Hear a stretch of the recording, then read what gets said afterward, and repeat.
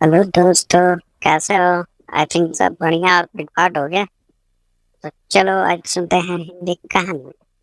और बढ़िया लगे तो लाइक शेयर और सब्सक्राइब जरूर कर देना। तो चलो आओ सुन दो कहानी। आज की ये कहानी सुनने के बाद आप हर काम पूरी ईमानदारी और मेहनत से करोगे या कह लो ये कहानी आपको मजबूर कर देगी पूरी ईमानदारी और मेहनत से अपना काम करने के लिए। यह कहानी है एक गांव के लड़के की घर की मजबूरी और पैसों की कमी की वजह से वह दूर शहर काम करने के लिए जाता है ताकि वहां से वह कुछ पैसे कमा पाए जिससे उसका और उसके घर वालों का खर्चा पूरा हो पाए। वह लड़का काफी दिनों तक काम की तलाश करता है और आखिरकार उसे काम मिल जाता है। वह लड़का अपना सारा काम पूरी ईमानदारी और मेहनत से पूरे दिन करता है। यह देखकर उसका मालिक खुश हो जाता है। अब 6 महीनों तक ऐसे ही चलता है। 6 महीने बाद वह लड़का अपने मालिक को कहता है, अब मैं कुछ दिनों के लिए वापस अपने घर जाना चाहता हूँ। और उस लड़के को पूरी उम्मीद थी कि उसका मालिक उसे घर जाने से नहीं रोकेगा। लेकिन उस लड़के के सोच से विपरीत उसका मालिक कहता है, नहीं, तुम्हें 2 महीने का थोड़ा और काम करना है और फिर उसके बाद अपने घर जा सकते हो। लड़के को थोड़ा गुस्सा आता है। मालिक, मैंने सबसे अच्छा घर आपके लिए खरीद लिया है।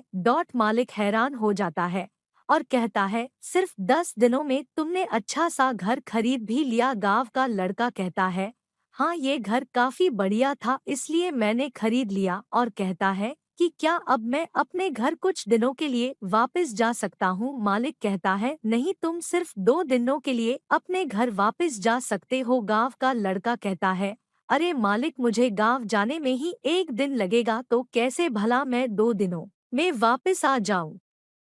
मुझे मेरे परिवार के साथ वक्त भी बिताना है। मालिक खुश होकर कहता है कि अब से तुम हमेशा अपने परिवार के साथ ही रहोगे। जो घर मैंने तुम्हें खरीदने के लिए कहा था वह घर तुम्हारे और तुम्हारे परिवार के लिए मेरे तरफ से एक तोहफा है। यह सुनकर वह गांव का लड़का खुश होने के बजाय मायूस हो जाता है और कहता है, अगर मालिक आपने मुझे पहले कहा होता कि ये घर आप मेरे लिए खरीद रहे हो तो मैं थोड़ी और जानकारी प्राप्त करके इससे और अच्छा घर खरीदता। मालिक ने कहा, मैंने तुम्हें 2 महीने दिए थे और 10 दिन में खरीद कर तुमने तुम्हारा नुकसान किया है। इसी तरह जिंदगी में भी हमारे साथ यही होता है। कहानी में जो मालिक था वह असल में वक्त था और हमेशा वक्त जाने के बाद कहते हैं कि अगर मुझे पाता होता तो मैं इससे भी अच्छा कर देता। इसलिए आप अभी जिंदगी में जो भी कर रहे हो उसे पूरे जुनून और मेहनत के साथ कीजिए। क्या पाता आप आज जो काम कर रहे हो वो आने वाले समय में आपको जिंदगी बदल दे।